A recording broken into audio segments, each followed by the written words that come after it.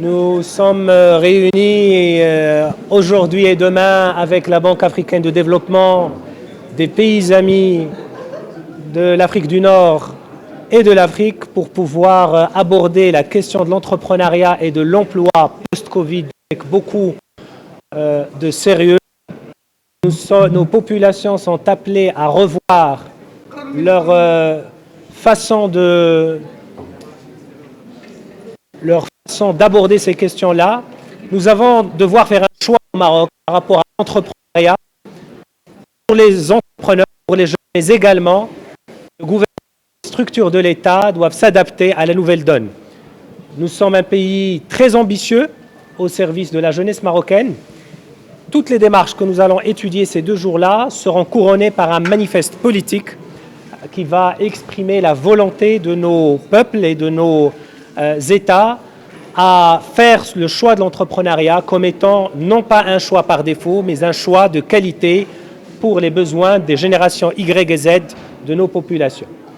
Et nous voudrions faire ces choix en harmonie avec de nouveaux circuits de financement, avec un rôle rénové des régions, avec un appui pour des secteurs porteurs et avec une réingénierie du processus d'accompagnement. Le Maroc est riche par ses expériences, mais il veut aussi se remettre en cause pour pouvoir accompagner ces dizaines de milliers de jeunes d'une façon nouvelle, en partenariat avec les écoles, les universités et tout un écosystème. Alors, la transformation structurelle, économique et sociale du continent dépend largement de la capacité de nos pays à aider à la création, au développement des entreprises qui elles-mêmes permettront de créer des emplois.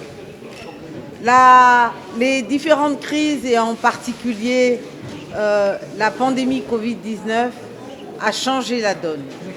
Les défis sont plus grands et plus forts.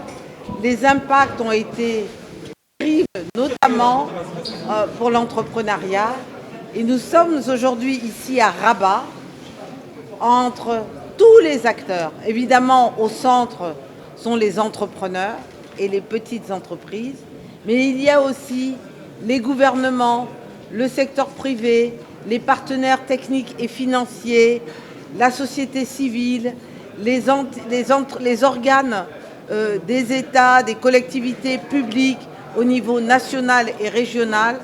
Nous sommes tous ici pour échanger, pour se challenger, pour trouver des solutions innovantes et durables pour l'accompagnement à la création, au développement et parfois à la survie des entreprises pour que celles-ci contribuent à la création des emplois, à la transformation de nos économies et, plus important, à améliorer les conditions de vie des populations en Afrique.